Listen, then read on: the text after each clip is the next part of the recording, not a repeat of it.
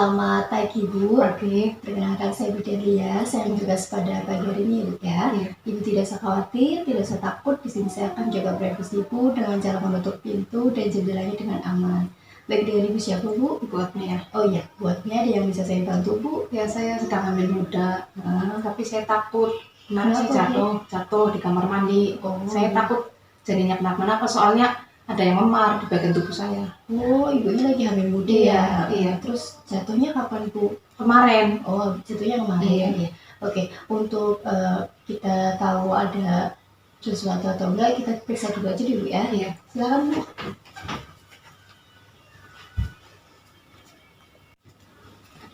Silakan Bu, duduk. Iya, makasih. Ya.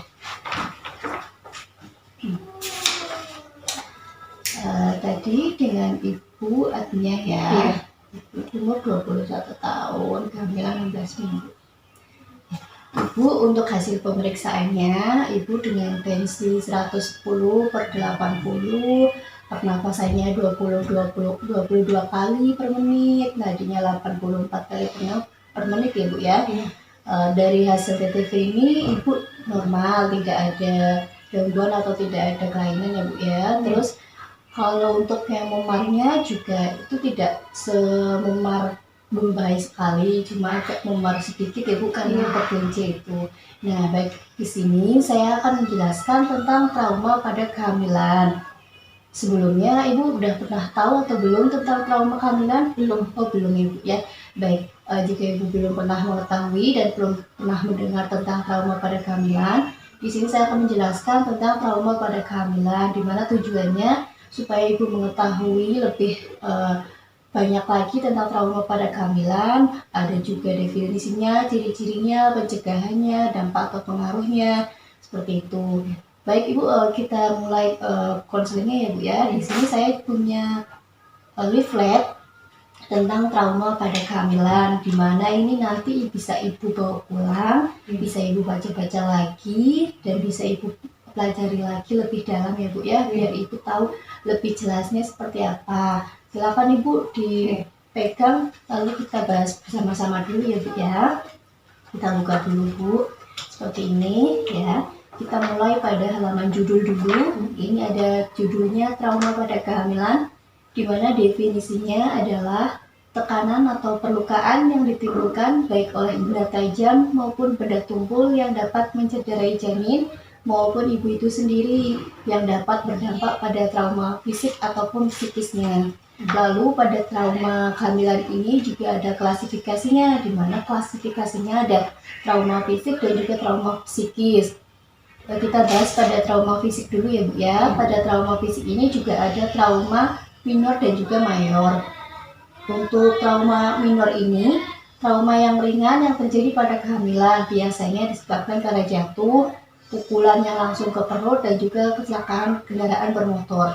Jadi kayak seperti yang Ibu ini alami, ini termasuk masuknya klasifikasi pada trauma minor ya Bu ya, karena jatuh dan langsung mengenai ke perut dan juga memar, namun tidak terlalu berbahaya ataupun ringan. Lalu ada trauma mayor, ini trauma yang sedang sampai yang berat. Ini lebih sering menyebabkan kritis pada kehamilan. Dampaknya dapat berupa patah pada tulang rusuk dan juga patah pada tulang panggul. Jadi kalau yang jatuhnya ini krisis sampai kritis atau jatuhnya benar-benar berat, ini masuknya ke trauma mayor. Selanjutnya ini ada trauma psikis, di mana sangat mungkin terjadi pada masa awal kehamilan, karena masa awal kehamilan merupakan masa yang rentan terjadinya tingkat kesetresan yang tinggi. Jadi kalau yang trauma psikis ini sering diketemui di awal masa kehamilan gitu. Yang faktor yang mempengaruhinya perubahan hormonal, perubahan fisik ibu hamil yang butuh penyesuaian diri, seperti contohnya kecemasan, kegusaran, dan perasaan panik yang berlebihan. Jadi kayak baru hamil itu kan pasti cemas, takut kenapa-kenapa gitu ya Bu ya, kayak ibu ini.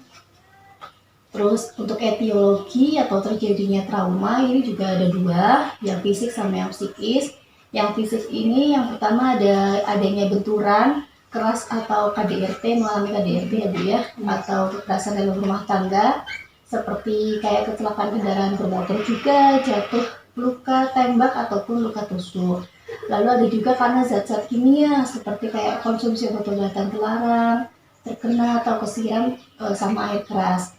Lalu untuk trauma psikisnya itu karena faktor usia kehamilan resiko tinggi, faktor pola hidup yang tidak sehat, faktor sosial budaya yang kurang mendukung, dan juga faktor ekonomi yang kurang memenuhi gitu. Lalu ada juga tanda dan gejala trauma psikis dan trauma fisiknya juga.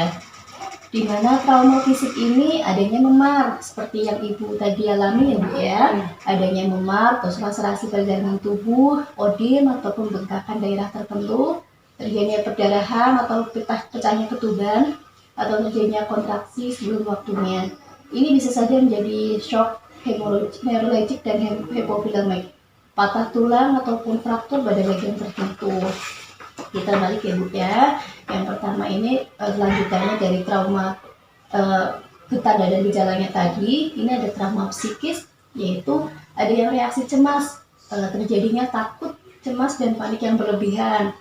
Kecemasan baru terlihat bila mengungkapkannya gejala klinik yang tidak spesifik seperti tremor, berdebar-debar, kaku otot, gelisah, mudah lelah, insomnia, timbulnya gejala somatik seperti sesak nafas, rasa dingin di telapak tangan, berkeringat, pusing, dan juga rasa terganjal pada leher. Lalu ada juga reaksi panik, di mana ditandai dengan rasa takut dan gelisah tanpa sebab, tanpa sebab yang jelas gitu. Terus pasien mengeluhkan nafasnya sesak, telinganya berdenging, terus jantungnya berdebar-debar, pandangan matanya kabur. Pemeriksaan fisik menunjukkan gelisah dan ketakutan, terus mukanya pucat, pernafasannya pendek, dan takikardia. Takikardia ini degupan jantungnya cepat gitu. Terus reaksi hipersensitif, ibu hamil menjadi lebih peka, perasaannya seperti mudah tersinggung, mudah terpancing emosi marah, dan juga menangis. Terus kadangkala ibu juga lebih memilih sering menyendiri gitu. Lalu untuk pengaruh atau dampaknya pada trauma ini, di sini juga ada dua, trauma fisik dan psikis. Ini yang fisik mengganggu perkembangan janin serta kesehatan ibu hamil, memicu timbulnya abortus atau keguguran pada kehamilan, memicu timbulnya perdarahan pada kehamilan, menyebabkan timbulnya shock neurologik dan hipovolemik pada ibu hamil, menyebabkan cacat permanen pada ibu hamil ataupun cacat kongenital pada janin. Lalu ada trauma psikis, ini pengaruh perasaan sedih dan frustasi yang berkepanjangan dan mengakibatkan depresi yang seringkali tidak hanya berdampak pada sakit secara mental, namun dapat mengakibatkan sakit secara fisik karena terganggunya organ-organ tubuh tertentu.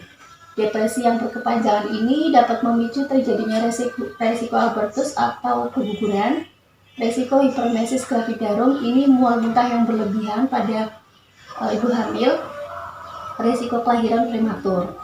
Ini ada pencegahan pada trauma. Pada pencegahan trauma juga ada dua, fisik dan juga psikis. Di mana pencegahan fisiknya ini ada periksa kehamilannya secara teratur, guna memantau perkembangan janin, waspada pada kegiatan sehari-hari untuk menghindari cedera, mengurangi aktivitas dan kerja berat terutama pada usia kehamilan muda. Lalu ada pencegahan psikis. Ini carilah informasi seputar kehamilan, perubahan yang terjadi dalam diri ibu, dan hal yang perlu dihindari agar janin tumbuh sehat. Terus kalau misalkan ada masalah atau ada keluhan, bicarakanlah perubahan selama kehamilan dan pasangan. Mengkonsumsi makanan dengan gizi seimbang untuk menunjang perkembangan janin, seperti itu. Dari yang sudah saya jelaskan dari leaflet tadi, adakah pertanyaan Bu? Tidak ada. Baik. Ini leafletnya kan banyak sekali ya Bu ya. Jadi bisa Ibu bawa pulang, Ibu pelajari lagi agar Ibu lebih paham, Ibu lebih ngerti, dan Ibu bisa baca-baca di saat Ibu terkena apa-apa. Jadi Ibu tidak usah merasa panik ya Bu ya. Kalau misalkan Ibu nanti suatu saat nanti mengalami kejadian yang sama lagi, Ibu baca dulu, Ibu masuknya klasifikasi yang mana, yang ringan atau yang berat. Kalau sekiranya sudah yang berat, baru Ibu bisa konsultasikan atau periksakan diri ke kesehatan, seperti itu Ibu ya. Jadi Ibu tidak usah khawatir, tidak usah panik lagi. Sudah saya bekali leaflet dan dibaca di rumah ya Bu ya. Baik, Ibu ini saya buatkan dokumentasi ya Bu ya. Kalau sudah diberikan atau sudah dilakukan mengenai konseling pada ibu untuk trauma pada kehamilan ya Bu ya. Ini tanggal 22 Juli jam 9.